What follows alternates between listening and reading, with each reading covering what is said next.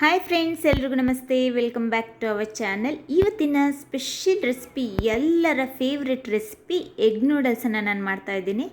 ನಾವು ಹೊರಗಡೆ ಹೋಗಿ ರೋಡ್ ಸೈಡಲ್ಲಿ ಎಷ್ಟು ಸರಿ ತಿಂದಿರ್ತೀವಿ, ಅಷ್ಟು ಟೇಸ್ಟಿಯಾಗಿ ಮಾಡಿಕೊಡ್ತಾರೆ.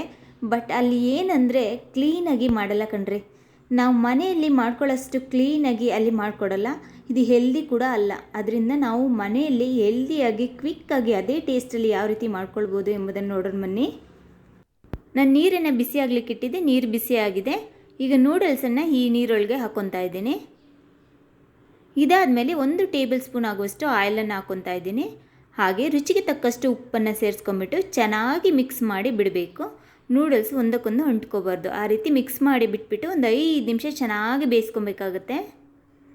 ನೋಡಿ, ಚೆನ್ನಾಗಿ ಬೆಂದು ಬಂದಿದೆ. ಇಷ್ಟಾದರೆ ಸಾಕಾಗುತ್ತೆ.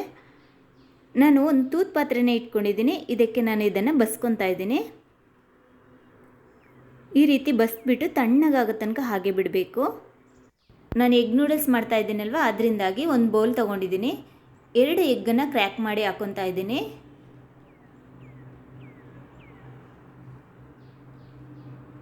ನೋಡಿ, ಒಂದಾಗಿದೆ. ನೋಡಿ, ಮತ್ತೊಂದನ್ನು ಕ್ರ್ಯಾಕ್ ಮಾಡಿ ಹಾಕ್ಕೊತಾ ಇದ್ದೀನಿ.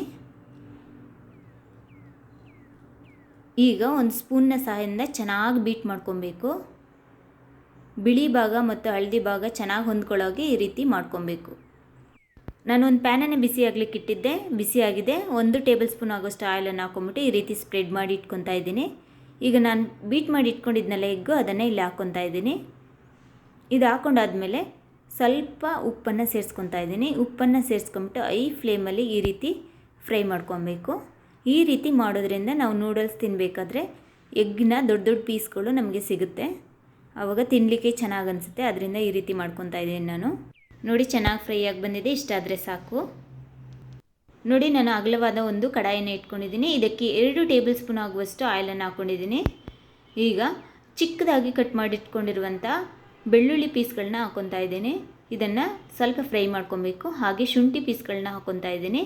ಇದೆರಡನ್ನು ನೀಟಾಗಿ ಫ್ರೈ ಮಾಡ್ಕೊಬೇಕು. ಇದು ಬೇಡ ಅಂದರೆ ನೀವು ಶುಂಠಿ ಬೆಳ್ಳುಳ್ಳಿ ಪೇಸ್ಟನ್ನು ಹಾಕ್ಕೊಬೋದು. ಈಗ ನಾನು ಉದ್ದವಾಗಿ ಕಟ್ ಮಾಡಿ ಇಟ್ಕೊಂಡಿರುವಂಥ ಈರುಳ್ಳಿ ಹಾಗೆ ಉದ್ದವಾಗಿ ಕಟ್ ಮಾಡಿ ಇಟ್ಕೊಂಡಿರುವಂಥ ಕ್ಯಾಪ್ಸಿಕಮನ್ನು ಹಾಕ್ಕೊಂಡು ಫ್ರೈ ಮಾಡ್ಕೊತಾ ಇದ್ದೀನಿ. ಇದು ಸ್ವಲ್ಪ ಫ್ರೈ ಮಾಡಿಕೊಂಡ್ರೆ ಸಾಕಾಗುತ್ತೆ.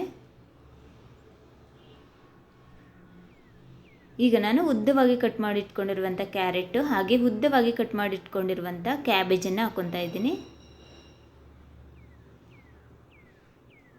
ಇದನ್ನು ನೀಟಾಗಿ ಮಿಕ್ಸ್ ಮಾಡ್ಕೊಬೇಕಾಗುತ್ತೆ. ಈಗ ಉಪ್ಪನ್ನು ಸೇರಿಸ್ಬಿಟ್ಟು ಚೆನ್ನಾಗಿ ಫ್ರೈ ಮಾಡ್ಕೊಳ್ಳಿ.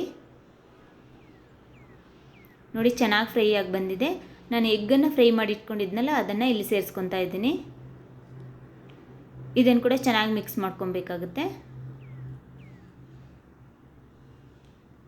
ನೋಡಿ, ಇಷ್ಟ ಆದಮೇಲೆ ನಾನು ನೂಡಲ್ಸನ್ನು ಆರ್ಲಿಕ್ಕೆ ಬಿಟ್ಟಿದ್ನಲ್ಲ, ಚೆನ್ನಾಗಿ ಆರಿದೆ. ನೋಡಿ, ಬಿಡಿ ಬಿಡಿ ಆಗಿದೆ. ಈಗ ನೂಡಲ್ಸನ್ನು ಸೇರಿಸ್ಕೊತಾ ಇದ್ದೀನಿ.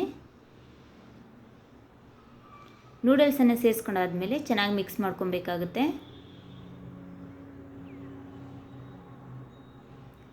ಈಗ ನಾನು ರುಚಿಗೆ ತಕ್ಕಷ್ಟು ಉಪ್ಪನ್ನು ಸೇರಿಸ್ಕೊತಾ ಇದ್ದೀನಿ.